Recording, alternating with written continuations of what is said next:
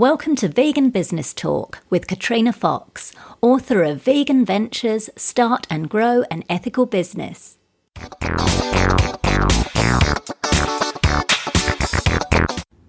Hello and welcome to episode 71 of Vegan Business Talk. I'm Katrina Fox, journalist, author, media and PR coach, copywriter, editor and proofreader, and founder of Vegan Business Media, a content, events and training platform providing success tips for vegan business owners and entrepreneurs. Before we go into the main part of the show, I want to let you know about a new online PR course for vegan business owners and entrepreneurs that I'm running. It's called Vegans in the Limelight and it starts in June. That's 2017 if you're listening in the future.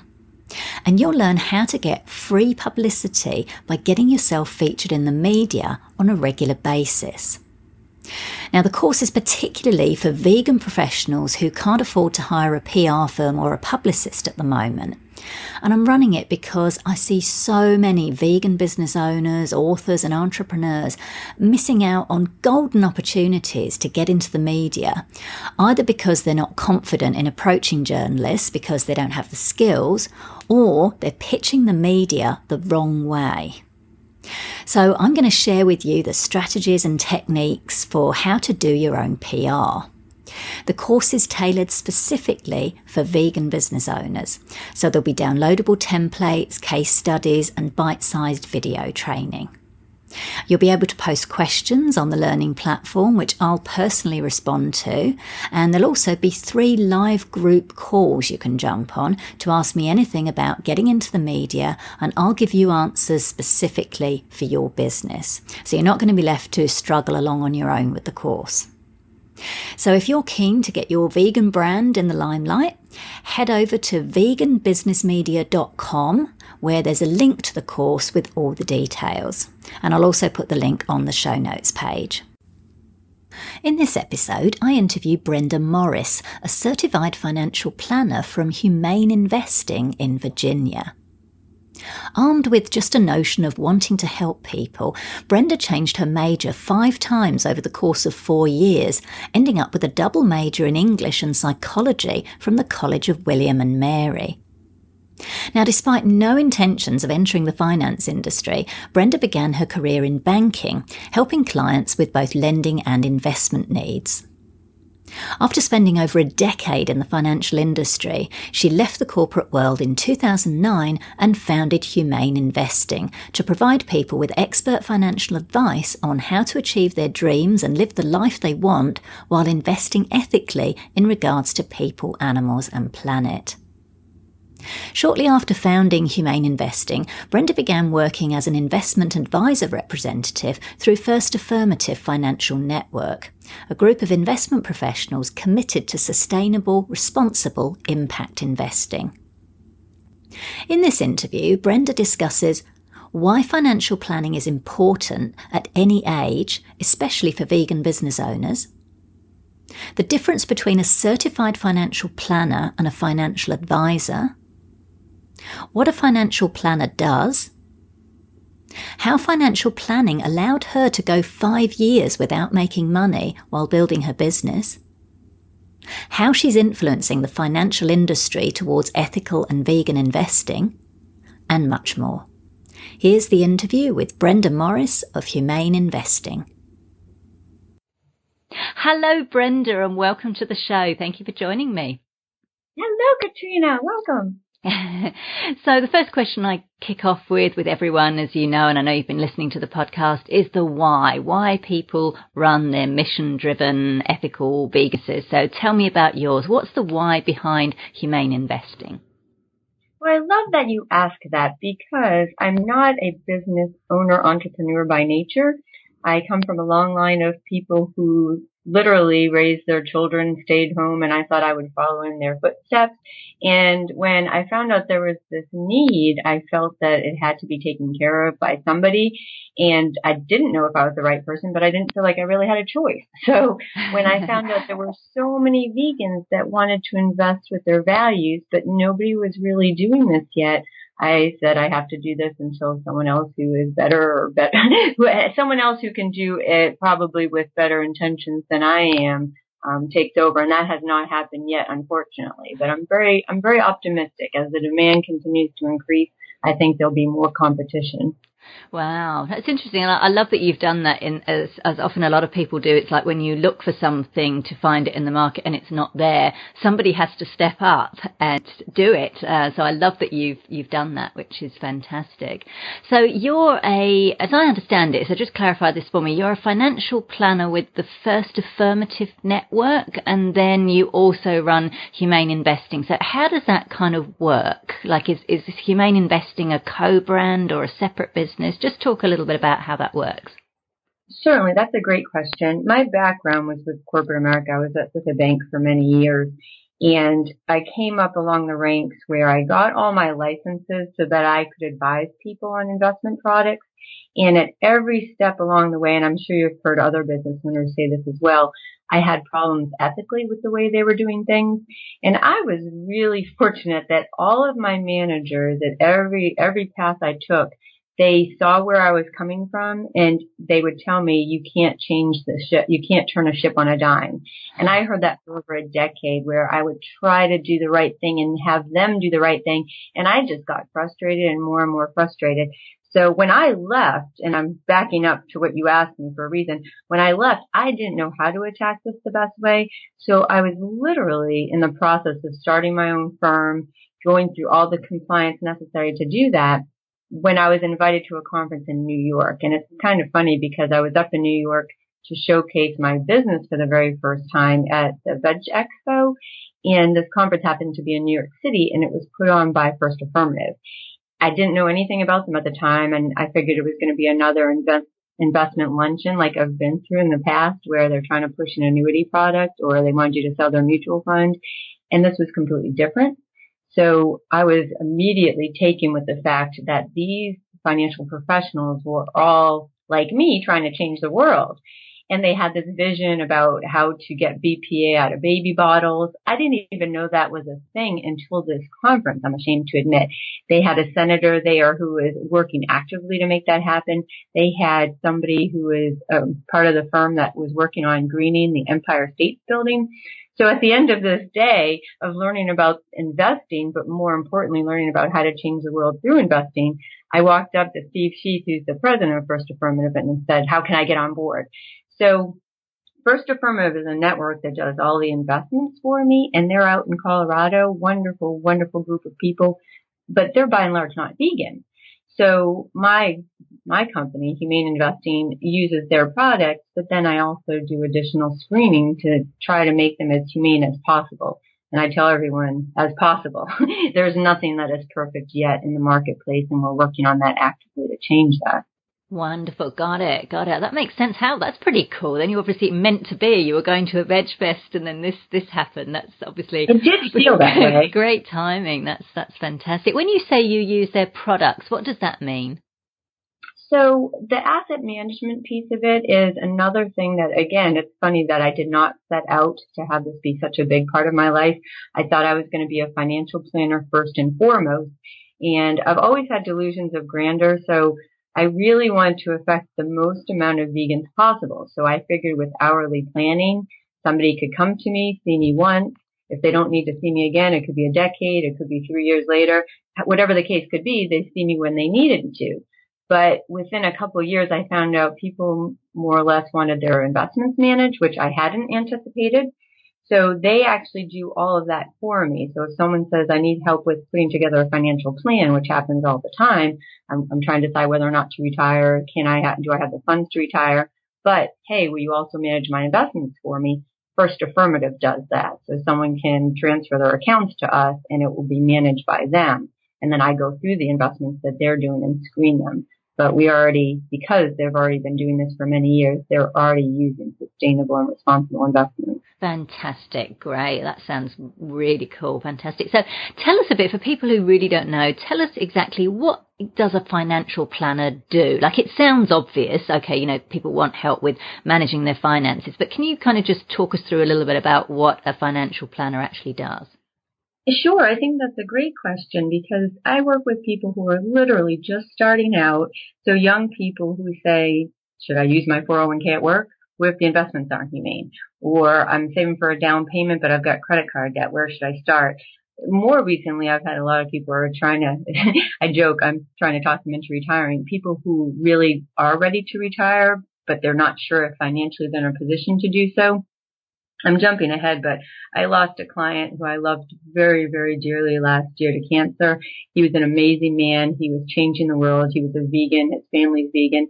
And ever since this happened, this was in October, it's even implanted in me more or convinced me more that people shouldn't stay at jobs they don't like. They should do what they want to do. And especially if they're activists, and this is something that's near and dear to their heart, I try to tell people, you tell me what you want and I'll do everything in my power to help you financially to get there. So it's more like a coach because some people have children and they say which 529 plan has the most socially responsible options. Other people, like I said, need help with debt management. Some people are getting retired and they're like, what's the best strategy and distribution way that I should take money from my accounts tax-wise, or should I roll over my pension, or should I start getting distributions from this account? So it can be any number of things, and I don't pretend to know everything, but I am a certified financial planner. And we had to take a 10-hour test when I did it way back when. So I've told myself, even though I might not remember every single thing on that test, I do give myself credit that I believe I'll remember that, okay, this is a situation where we can do something. I might not remember what it is right away, but we can do something when this comes up from time to time. So I've been doing this a long enough time that, like I said, I don't pretend to know everything, but by golly, I will get an answer for everybody. Wonderful. It's fantastic. And it's nice to think, because I think sometimes people think, oh, if someone hires a financial planner, you've got to be well off to be able, like only, financially rich people hire financial planners. But I love what you've said, that it could be people of all ages. And, it's really good to get that that correct information about all kinds of things, like you mentioned, whether that's debt management or, retiring, whatever that might be. So it sounds as though you're kind of giving people advice. But then I noticed on your website you have a you specify the difference between a certified financial planner and a financial advisor. So can you tell us what the difference between those are?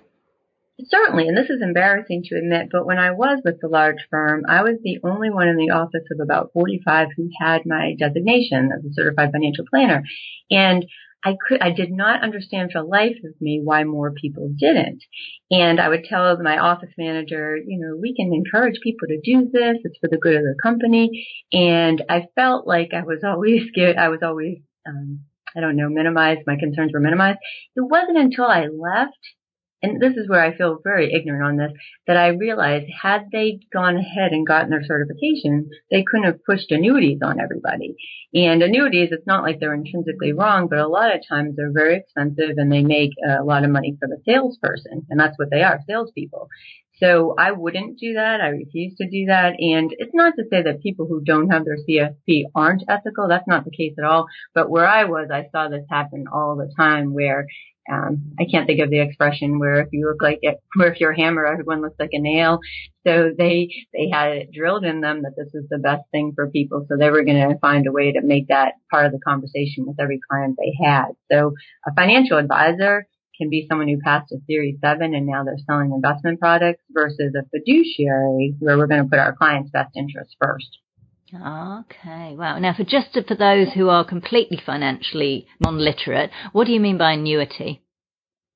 Oh, I'm sorry. So I have had widows. This happens with a lot of different people, but widows where they come into a large sum of money, they walk into the bank, they're making a deposit of life insurance or whatever the case might be, and someone in the bank says, oh, you can roll this over into this investment, and they'll start spitting off all the benefits of locking up this money, and they'll emphasize safety. What they're not telling them is that they're locking up their money. They can't have access to it. If they do, they'll get penalized, but they're going to be making a 7% commission off of it.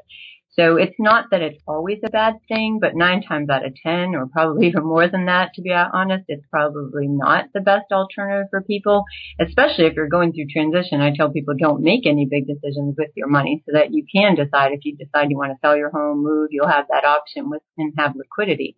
So annuities, aren't intrinsically bad. But if you're working with a fee-only advisor, now they have products that you don't even have the surrender fees I referred to. So you're not going to find that at a bank or brokerage firm. They're going to have surrender charges, and they're going to have fees associated with taking out your money when you need to. Got it. So you're basically giving people different options, and then do you refer them on to people? So if they decide to go a different route, do you just like send them to First Affirmative, or do you work with like other professionals such as brokers, or like once they've made their decision? Oh, great. So that's a great question. I never had to refer anyone to someone who sells an annuity. It hasn't happened yet. I'm not saying it would never, but depending upon how adamant they are as far as wanting sustainable and responsible investment options, they are starting to have those in the marketplace. And one of the beautiful things about First Affirmative is even though I haven't had that come up yet, we have the equivalent of Facebook with all the advisors that we work with together. And when I was with a large firm in corporate America, this would never have happened. But with these folks, because they really do put their clients' best interest first, if I were to give a shout and say, hey, do you know any SRI options in the annuity space? I guarantee within an hour I'd have responses from people who have worked in that already. So they would still be able to keep the business within some product that doesn't have to have a sales charge or a surrender fee, but it would be something that probably I would look to the advice for fellow colleagues. Sure. So I meant not necessarily annuity, but like, so someone didn't say going with an annuity wasn't the right thing to do, but they wanted to put their money somewhere else or in some kind of other investment product, then you're able to just transfer them to First Affirmative and they do all of that. Is that right? Oh, no, actually they stay with me. First Affirmative doesn't work directly with clients. They're the investment professionals, if you will. So when I joke with people, I'm not behind my computer all day picking and choosing stocks. Those folks are. So they don't take client calls. There's advisors around the country that work with the First Affirmative. And I guess the equivalent would be like a wholesaler as opposed to a retail shop where you go to a store instead of a manufacturer for other products. Oh, if that makes sense. Sure. So does that make sense? Yeah. So they stay with you, like, so you help them choose where to invest their money. Right. Got it. Okay. All right. See, those are the kind of questions I forget that thank you for even asking. No, that's okay. So like, for example, like, because some people like to invest in stocks and shares, other people like to invest in property. So for example, if someone said, oh, like I want to do some property investing, like would you be able to help them with that, or would you say, okay, I'm going to pass you on, or I'm going to refer you to a property investor? Oh, right. Then I could refer them to someone else. We have REITs in our portfolios, but right, if they wanted actual real estate as opposed to a real estate investment trust, then yes, I could refer them to someone else. Okay, cool. So you're very much focused on anything that's related to the actual an investment or investment trust. Okay, cool. That's I got right. it. Excellent. Thanks for explaining that. I think it's just good to make that clear, because I say sometimes it can be clear to people working in the industry, or for those who are a bit more financially literate, but for some they might think, oh, what are they talking about? So I just wanted to clarify that. So that's great. Oh, thank you for asking. Yeah, that's all right. So let's talk a little bit about finance in general. So many vegan business owners, especially when they're starting out, they tend to invest most, if not all, of their spare money or their profits back into the business, and they're not necessarily thinking about how they can place their money somewhere in order for it to make money. They're maybe not necessarily thinking about their own financial futures, if you like. So can you tell us a little bit about why financial planning is important for business owners? Certainly. I feel that, and this isn't just with business owners, but with everybody, peace of mind is everything. And I joke about it, but I mean it. I try to internalize that worry for my clients so that they don't have to. And I feel like with business owners especially, it's so easy to get caught up, like, on the day-to-day part of it, that you forget big picture, that you may be getting yourself in a bad position financially and not taking care of yourself. And I used to exhibit, or I still do, but going back 9 years ago, I was at Animal Rights Conference every year, and I would have a table, and people would see, at that time, my business name was Quinoa Financial Consulting. I wanted to educate people about quinoa, but that's mission accomplished. People know about quinoa now. But I would be at the AR conference, and younger people especially would see me, and I feel, and maybe I'm making part of this up, but I felt like they would cringe when they saw a bad capitalist here at the Animal Rights Conference. But I feel like as time's gone on, and they realize that they need to have money in order to be able to make a difference. And I used to joke with people. I say, you're not going to change the world being a dumpster diver. You have to save money for yourself. And that is even more important with business owners, because if they're worried about not having enough money for themselves, it's going to affect their business. So if people are in a position to take that step before they leave their big company or the comfort of wherever they are, I highly advise doing that. I mean, that's common sense, where if you don't get yourself into debt, don't say, I'm going to give myself 10 years to get this off the ground and then walk away with a huge amount of debt. Try to take all the steps necessary first so that they don't put themselves in that position. I would say not to do what I did. I would say make sure you have a business plan. Talk to people who can help you with a business plan, so that you are saying, all right, from day one, I might not be in the black, but as soon as I start making money, I'm going to open a SEP or a simple IRA or a 401k that's solo. And if I take on employees, I'm going to start that off, because the biggest thing is power of compounding. And I show everybody who will watch the handout that shows, if you let your investments compound, how beneficial it is. And it's really exciting to show that to young people, because nobody wants to save when they're 21. Nobody wants to think about retirement when they're 21. And I get that. But when they see how they can have substantially more money than if they wait till they're 31, I've seen people say, all right, I need to start doing this now. And for those of us that are no longer 21, I say this isn't to depress you. It's just to show you that the sooner you start, the better off you're going to be later. Fantastic. And I've done a lot of things wrong in my life, so I'm not saying this with any sense of with any other reason other than I want to help other people. But I did that when I was young, and that's why I was able to do this with the peace of mind that I have now, because I went probably 5 years without making money. And I think it's so important for people to know that. I've had friends who say, I want to do what you do. You get to make your own hours. And I said, I went a long time without an income. Really? But I was in a position to do that. Right. So how did that come about? When you say you went 5 years without making income, was that when you were starting your businesses? When I was starting my business, right. I mean, it was tough. And especially where, to me, and this is not having a background in business or finance, to me, it was more about starting a movement than about making money. And I know that's not a good way to start a business, but from the bottom of my heart, like I said, I wanted this to get going. And up until recently, and I told a client this the other day and she was laughing at me, but I said, up until recently, I was really scared if I died in a plane crash, investing would die with it. But now I feel that we have enough momentum and what other people are getting on board with this now. So there's other advisors who can help people. So it's not about me. It's about the movement, and it's happening. It's happening now. And I feel like every day there's more exciting news. So I didn't feel that way starting out. It was challenging. Yeah, fantastic. I really appreciate you sharing that as well. I think that's good for people to hear. I really appreciate your honesty that, even a financial planner, can go a few years without earning an income, and that you obviously learn from that, and you've got that wonderful experience that you're able to help people avoid doing that. So I do appreciate that. So in terms of investing, obviously investing of any kind has its, because I know you talked about compounding interest. Investing obviously has its risks, whether you're going to invest in stocks and shares or whether you invest in property. There's an element of risk, albeit, kind of calculated risk, I guess. But can you just talk to us about what some of the pitfalls are in regards to investing, and what considerations that many ethical business owners perhaps don't know about or realize?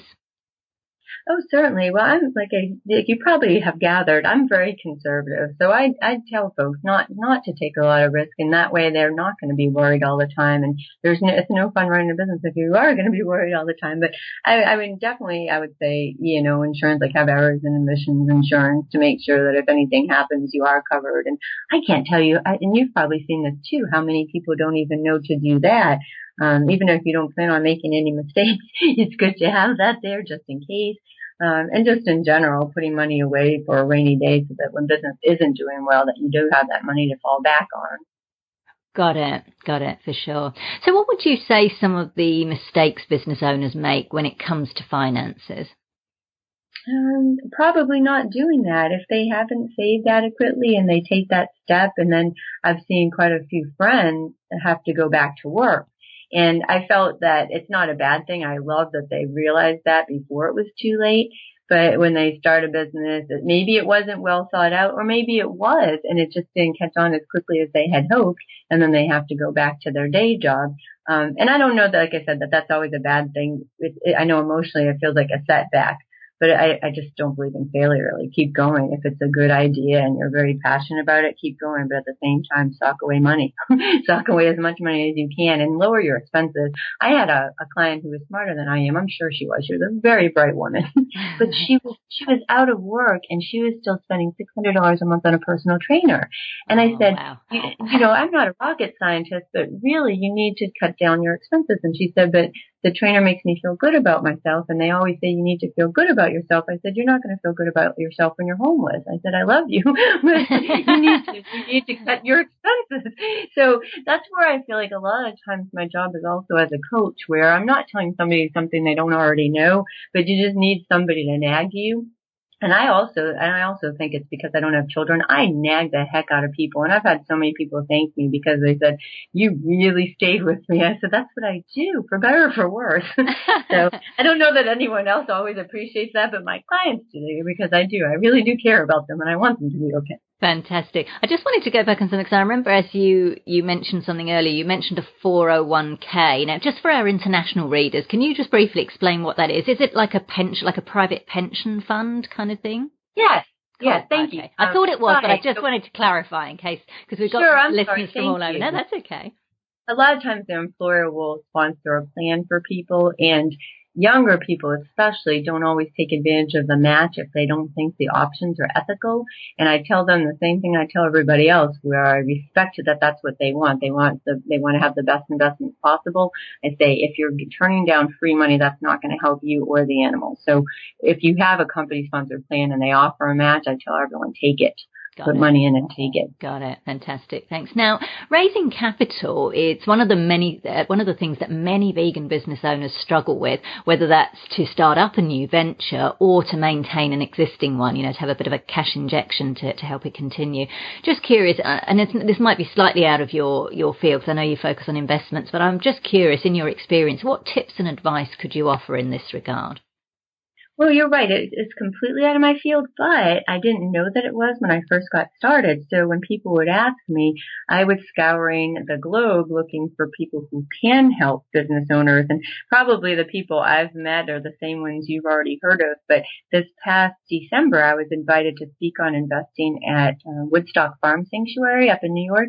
And I was very, very fortunate to meet with 3 vegans who do venture capital and help other vegan businesses get started. And one of them was Jody Rash, and I don't know if you've met him before, but he's with Veg Invest.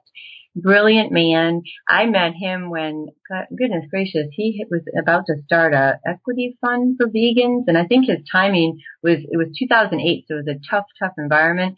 But now he actually helps with businesses just getting started.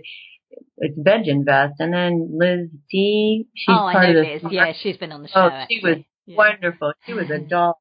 I know she helps too. And who else is there? It was a great panel, but they all work with that specifically, where I don't. I do, when people come to me for that, I do refer them to those 3 folks, because they are on top of things. Oh, Chris Kerr had been with Humane Society, and now he's in venture capital himself, but brilliant people. Great. All right, fantastic. So I'm sorry, that's not my expertise. No, that's okay. No, it was good. I'm glad that you raised those, that you mentioned those people. And I've interviewed Liz, and I think I'll probably follow up with the other 2 that you mentioned. So that's good to know. That's fantastic. That's great. So let's talk in terms of investing ethically. Let's talk a bit about. Can you tell us a little bit about how well ethical investments do overall? Because I think there's maybe a little bit of a myth or a stigma that, if you invest ethically, you're not going to get the same kind of return on investment that you would if you were investing in non-ethical companies. So can you just talk to a little bit about the performance of ethical investments overall and how they compare to non-ethical ones? Certainly. So they have been on par, and I try to tell people, you can't look at, what's the disclosure, past performance is not indicative of future performance. One of the few indices that does follow better companies than the S&P, and I say better from an ethical standpoint, is the KLD 400. And I'm trying to think of how long it's for 27 years. It's been around, and it's actually done better than the S&P, and that doesn't mean it always will.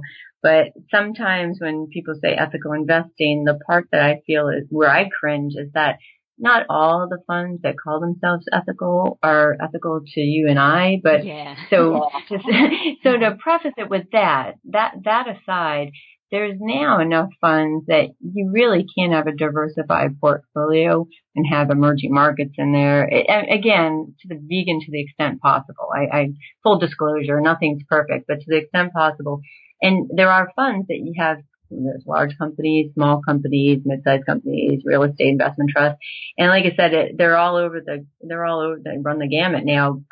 But they have performed just as well, if not better. And that's, like I said, that doesn't mean they're always going to, because one of the big hurdles, if you will, with actively managed funds, not just SRI, but in general, is the fees are typically going to be higher. So I recently had a client who thought I'm big on full disclosure of fees, and they thought our fees were higher than what they had, but it's just that ours were disclosed, and ours were actually half of what they had been paying. Oh, so wow.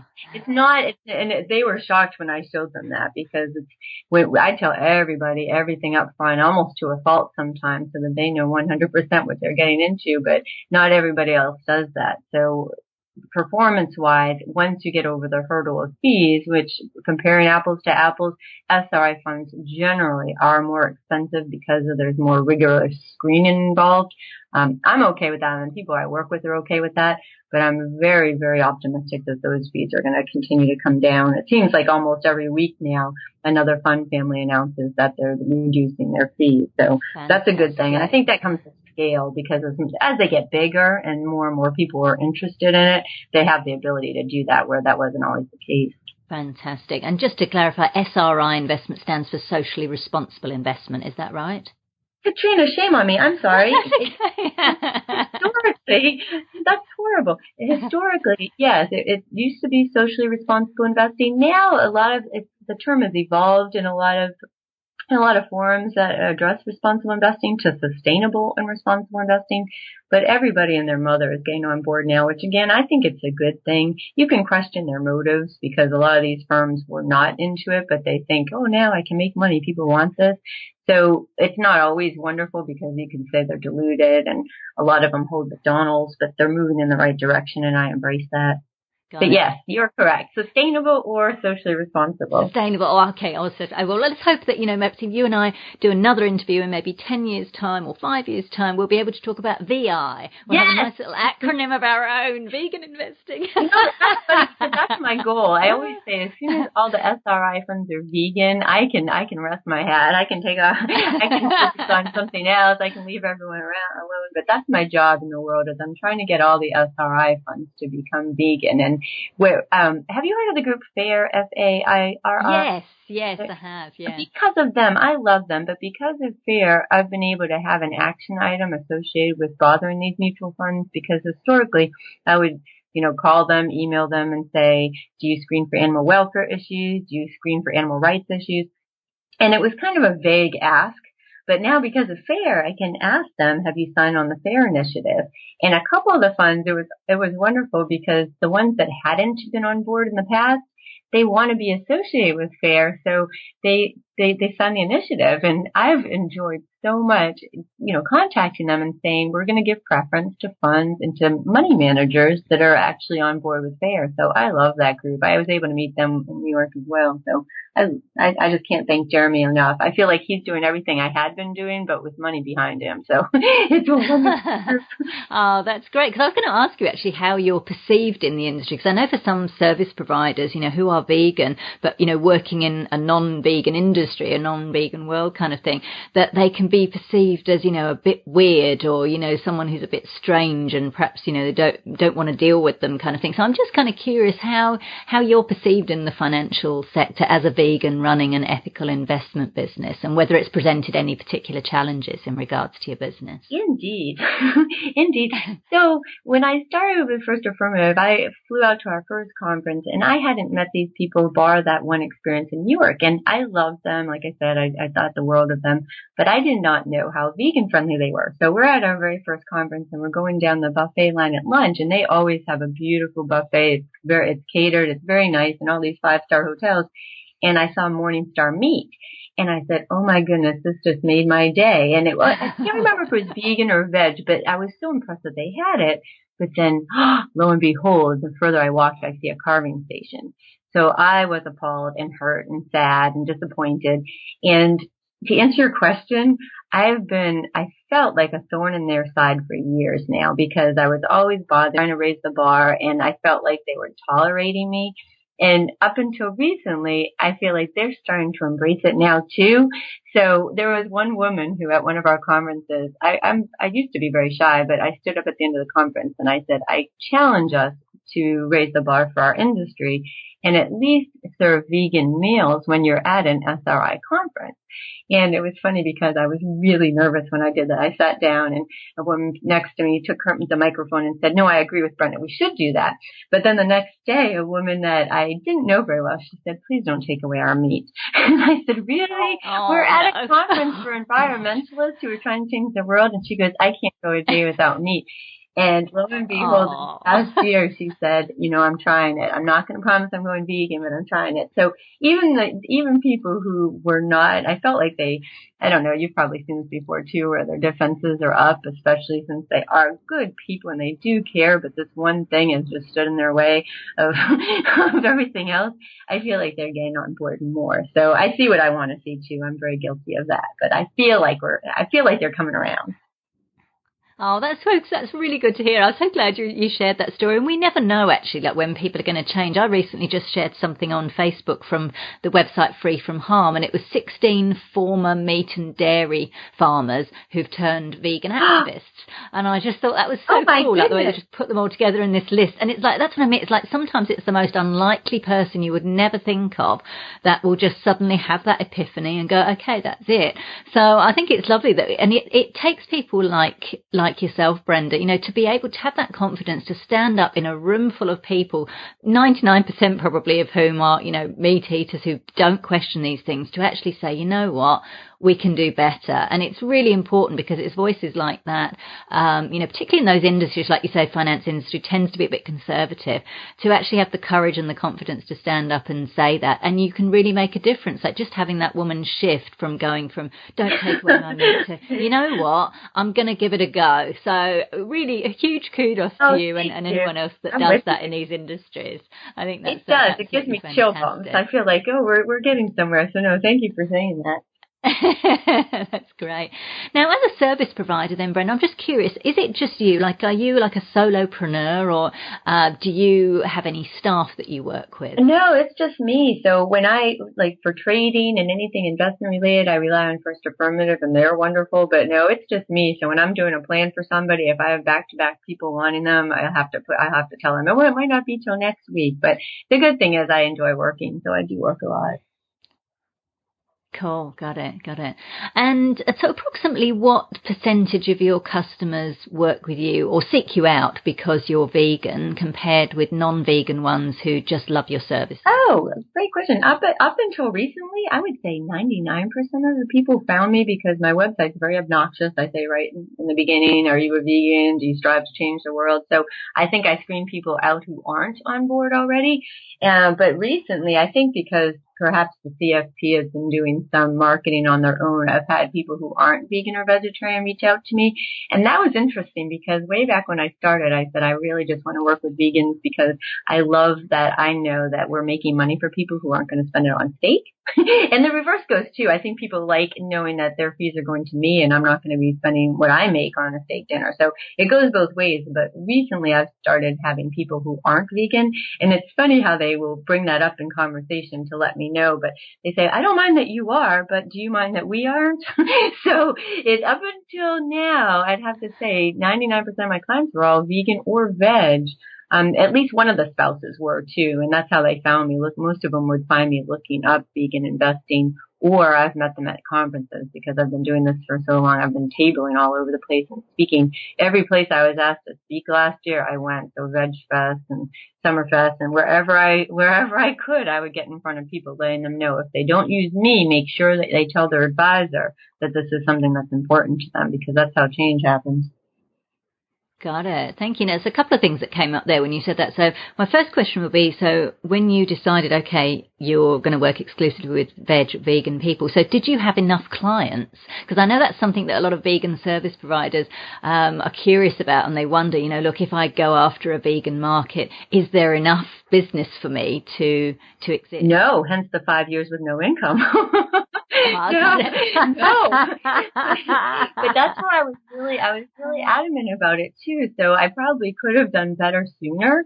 And I'm not saying people should follow my lead, but just take that for what it is. I really didn't want to contribute to investment or really helping people spend money on things I didn't agree with. So it was arrogance on my part in some of it, but some of it is I work intimately with people. So I really can say with confidence that I love everyone I work with. And it's funny because the people I've met recently who aren't, I feel that I missed a big opportunity, and maybe other people can learn from my experience, because instead of shutting these people out, kind of like divesting in the investment world, I wasn't helping by doing that. I feel like I was hurting more than helping, but that took me a while. I've evolved on a lot of things over my years, but that's one of the things where I feel like now I'm a positive influence on them as much as they are on me. So just like in real life, we have to get along with everybody. We shouldn't just... Nice. Yeah, that's great. I'm glad that you shared that. And you're absolutely right. I noticed you used the word intimate there, where you work intimately with people. And you're so right. Like a friend of mine who's been on the show, a vegan psychologist, Claire Mann, and she says, you know what, she's found people are more willing to share intimate details of their sex life than with their finances. And what have you. So I think you're right. That, you know what I mean? They don't want to say what their salary is or what kind of money they've got.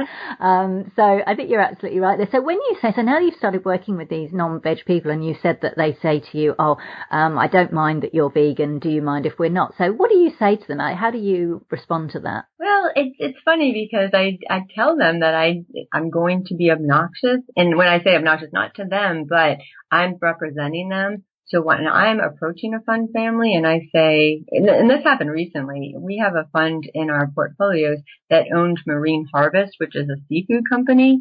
And when I found this out, I was disgusted and livid. And I said, I don't care how sustainable they purport to be. Nobody I work with wants to own a company that makes a living on selling seafood and killing animals. So I approached the fund family, and I've been doing this long enough now that they know me, and they probably cringe when they see my number come up. Oh no, here she is again. But I called them and I said, if you don't get rid of this, we're getting rid of you. So to answer your question, I tell the people I'm working with that is what I'm going to be doing. I'll still be representing them as a person who cares about animals. So if they're not okay with that, they probably want to keep looking. But most people, I think, even if they do eat animals, if that is something that they're, in the process of switching over, or maybe they're not, they get that we want humane investing. That's why they come to me. My business name is a dead giveaway. That's, you see what yeah. Oh, that's fantastic. I love that. So now I'm going to have to ask you then. So when you said to that fund, either stop this or we get rid of you, like what happened? This is funny because a backtrack.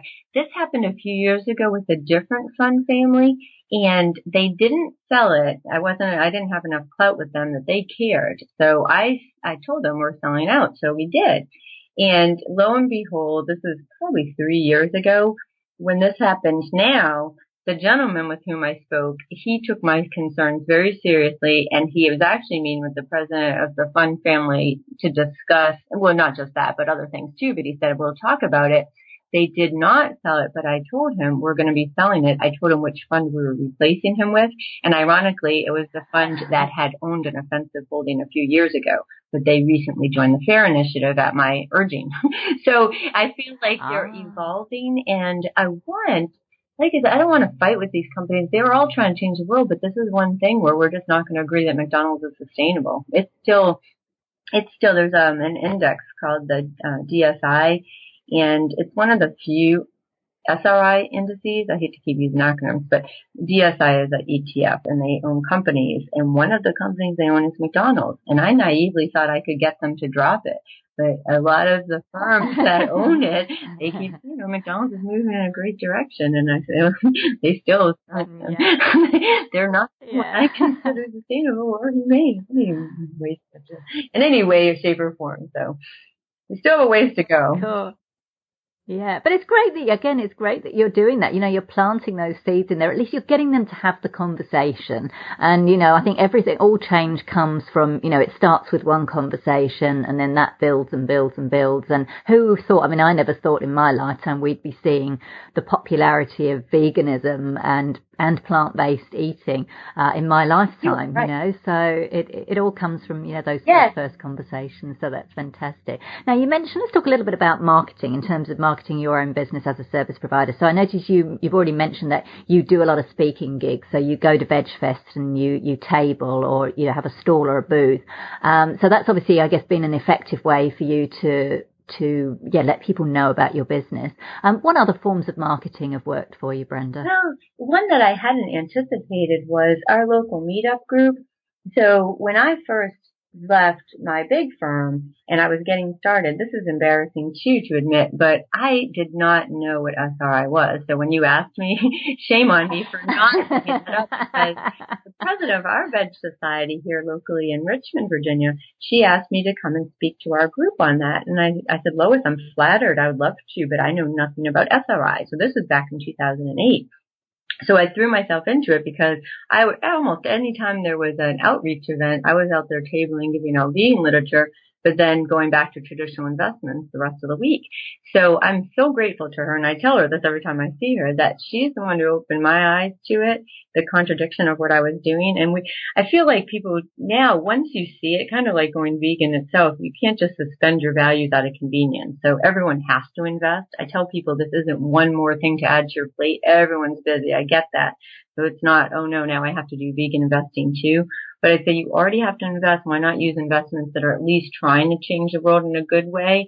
And if you only have options through your work, well, then talk to them about changing it. So I've done radio shows. I don't know if you know Karen in New York, and I've worked with Victoria Moran's Main Street Vegan Academy and the dog for them. And like I said, the sanctuary. I've gone to PETA's home office here in Norfolk. They've had me go there and speak to them. But the meetup group, at my local meetup group, I've met so many people locally. I've been an organizer for the Richmond Veg Fest for 15 years, and so people know me that way too.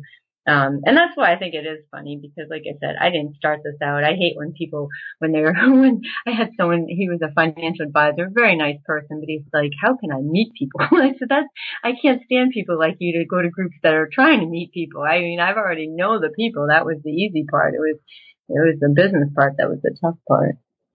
Yeah, for sure. So it sounds like you've done quite a lot of offline marketing that's really worked well for you. What about social media? What platforms are you active on, if you are, in regards to your business, and what have you found to be most successful? Oh, great question. I have a page for Humane Investing, a Facebook page, and I tried to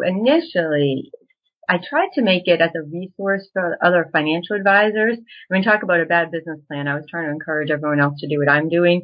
And I didn't feel like it really worked that way because other advisors didn't care about it. So now it's more geared to individual investors, but I try to put the funds that are more animal friendly than others, so that even if people don't come to me, they can do it on their own, or at least consider this.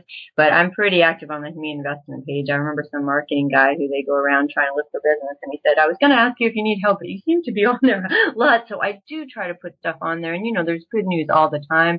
I think one of the biggest challenges, anyone who wants to invest in vegan businesses knows this already, but one of the biggest challenges is that a lot of the companies that we love are not public, so we can't invest in them. But I try to let people know about which developments are happening as far as if a company's been taken over.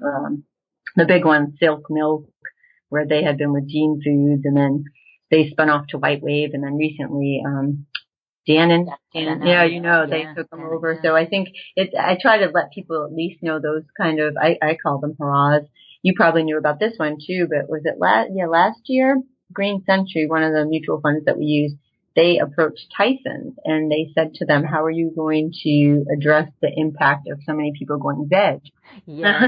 And so I think that's one of the reasons that Tyson's bought Beyond Meat was because of Green Century and shareholder advocacy. So We'll see. To answer your question, I do use a Humane Investing Facebook page, and then also I'm on LinkedIn. Not a whole lot though. Okay, right. And meetup accidentally. So if you meet with people locally, I think it's a good way to do it too.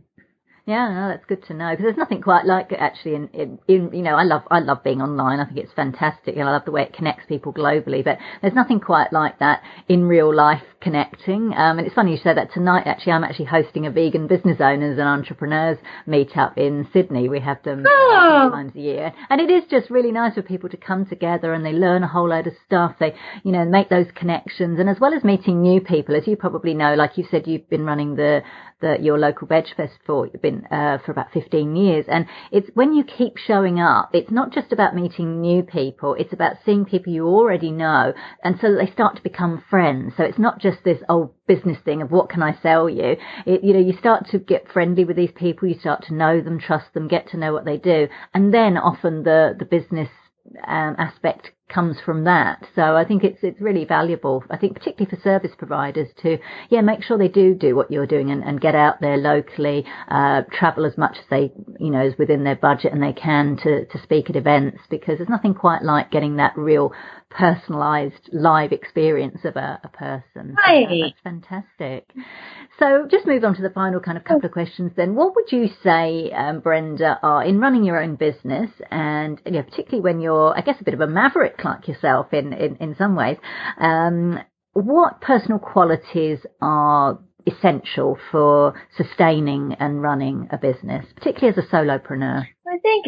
I think being resilient, I would never have thought I would be as resilient as I was. I honestly, because you just can't give up. And I feel like there were so many times where I was discouraged, and I used to joke, and I say it that I was joking, but I wasn't. I used to tell people when I would table at AR that if there was, say, a makeup company next to me, I would joke with them that I said, by the end of the day, I'm really going to resent you, because people would come to my table, say, I'm sorry, I don't have any money, and then they go buy makeup. And I'd say, that's why you don't have any money. So for a long time, I would try not to get resentful, because I would say, I'm not trying to do this for me. I'm trying to change the world. Don't you get that? So I think I had a little bit of self-pity about it, because I really want this movement to pick up. Again, not for me, but because I feel like we can make a difference this way. So I feel like I got discouraged a lot, and I just had to stick with it, because I really love my clients. And so when I'm having a bad day, I have to remember why I'm doing this, and this is for the people I love. And it's such a wonderful thing, because I have people that when something comes up, like that seafood company, I have a handful of vegan clients that I can reach out to and say, what do you think about this before I start making a lot of noise? Like somewhere I can take a step back from and say, is this worth it? And I have a few who are just like me, where they'll say, absolutely, make as much noise as you can. where sometimes they'll say, maybe you're getting a little carried away. You do that sometimes, and I can trust them. So it's wonderful to have that kind of relationship where we love and respect each other, if you will. Fantastic. Now, we touched on this a little bit earlier, but like some people, like as we've seen the rise of veganism and the rise of particularly plant-based trends, plant-based food, there's some in the vegan community who are critical of what's being called vegan capitalism and the financial world in general, and especially, I guess, after, what happened in the US in 2008, the global financial crisis. And they're arguing that, this isn't the answer to, vegan capitalism isn't the answer to creating a fair and just world for animals or people. I'd love to get your take on that. I hate to sound bratty, but I feel like I don't have time to lament about that. I always say his name wrong, Gary Francione. He was at Animal Rights Conference one year with Bruce Friedrich, and they were debating about animal liberation versus animal welfare. And I think it's great people come at it from different angles.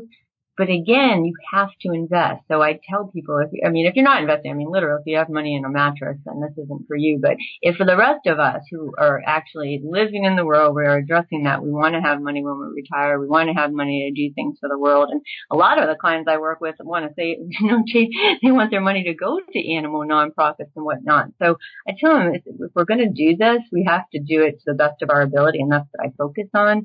I feel that way with so many world events. You can get depressed looking at all the negativity, but I say every single day I focus on the part that I can control, and I'm not going to worry about if it's the best for everybody or not, because somebody's always going to find fault with it. same with those people. Like I said, when the young people at Animal Rights Conference, when they would cringe when they saw me, they're now calling me. So I think a lot of people evolved to that too, where it's not perfect, but we've got to do something. So why not start here? Yeah, for sure. It is. It's like acknowledging we do operate in, broken systems, but as ethical and vegans, we can do the best we can within those systems. Right, So right. I agree with you there for sure. So what's your long-term vision for yourself and your brand? I honestly hope, and I hope it's not that far in the future, where I'll still always do financial planning. I'll still always do what I'm doing, but I really do want to be made obsolete in the part of being humane investing. Like I said, I really want these funds. I feel like even if I want to be negative Nelly and say, if they were to do it for the quote unquote wrong reasons, they could easily make some changes and add verbiage to their prospectuses to say we screen for animals, and they could do that. And that's what I ask for them, of them, if you will, because they're already holding themselves out to the public as being SRI. And I think 99% of the people are not going to look under the hood, if you will, to see what's actually in these funds. And if they did, they would be appalled at some of the companies. So I'm trying to raise the bar for the industry. And I feel like once that happens, and hopefully it's closer than I hope, that all SRI funds are humane. Fantastic. I love that. I really love what you're doing. I just think it's so important, for someone like yourself to really kind of take a stand and make things happen. And you've absolutely done that. And you've shared such a lot of great information and given a whole different take, I think, on investment and the importance of it, and that it is possible, as you say, as much as is possible, to do this in an ethical way, and that it can benefit people, animals and planet. So thank you very, very much for coming on the show, Brenda. It's been an absolute pleasure speaking with you. Thank you. I love what you do. Thank you. Right back at you. I can't thank you enough, Katrina. You're educating people around the world, and you're phenomenal. So thank you. So that was Brenda Morris of Humane Investing. You can find out more at humaneinvesting.com. And that link is on the show notes page at veganbusinessmedia.com/podcasts and going to episode 71. Now for our Vegan Business News Roundup. The UK's first vegan climbing centre has opened, reports the Birmingham Mail. Flash Climbing is located in Solihull in the Midlands area of England. Started by a group of friends who are all keen climbers as well as vegans, the business uses vegan-friendly climbing shoes, serves soya and almond milk in its coffees, and serves up vegan chocolate and flapjacks. T-shirts are available for sale, which are organic and ethically sourced, and the materials used to build the centre consisted mostly of plastic and recycled or reclaimed wood. Co-owner Richard Twilton left his job in television and sold his apartment in London to start the business, which also has a yoga studio and runs aerial classes, with kids climbing clubs and the opportunity to host events and parties on the horizon. Isn't this cool? It just goes to show how any business can be run on ethical vegan principles with just a few tweaks. Now, most people will go along to enjoy the climbing, plus the centre will attract vegans and ethical consumers as an extra market. So it's a win for everyone, including animals, of course, and the planet. Also in the UK, plant-based meal delivery service All Plants secured nearly £1 million in investment this week. That's May 2017 if you're listening in the future. Jonathan Petrides, aka JP, and his brother Alex started the business in late 2016 after switching to plant-based eating a year earlier, and have delivered more than 15,000 meals across the country to date. The £800,000 cash injection came from venture capitalist firm Felix Capital, its first investment into a plant-based business. According to the brothers, who released a video to announce the funding, this is the largest venture round raised by a European vegan startup. The investment will be used to grow the company's vegan menu online, build a team, and prepare for launch into major retailers. This is great news, and I'm particularly pleased because JP is one of the panellists in the business support room that I'm hosting at VegFest UK Trade in October this year. This is the UK's first dedicated vegan trade show, being held at Olympia in London. And JP will be sharing his expertise on how to raise funds for your vegan venture. So if you're going to be in the UK on the 20th of October, I highly recommend you come along to this, and you can find out more at trade.vegfest.co.uk. Now, last week I reported that vegan burger company Impossible Foods had brought on a new chief science officer who was a former butcher. Now, another vegan burger company, Beyond Meat, has enticed a top former executive from Coca-Cola, reports Veg News. The drink giant's former Vice President of Sales, Charles Chuck Muth, has been named as the Chief Growth Officer for Beyond Meat. He was brought on due to his strong record of driving substantial growth in both large and small brands. Muth will head the growth of retail and food service distribution expansion efforts at the vegan burger company. So again, it's great to see these executives leave unethical industries and bring their skills and expertise to plant-based foods. Finally, Bentley is exploring alternative materials to cater for a demand from high-wealth vegans who don't want cruel traditional leather, reports Auto Express. Speaking at the Financial Times Future of the Car Summit, the luxury car brand's Director of Design, Stefan Seelaf, said, "You can't sell an animal-containing product like a Bentley with 20 leather hides to someone with a vegan lifestyle. We've been talking to these customers, in California especially, and they're asking us what we can give them." Seelaf added that the company wanted to satisfy these customers because they are the peak of a trend. And to that end, Bentley is exploring protein leather and mushroom leather. Now, the article in Auto Express also mentioned jellyfish material, and it's not clear at the moment what's meant by this, but really hoping they don't mean the use of actual jellyfish, which of course would not be vegan.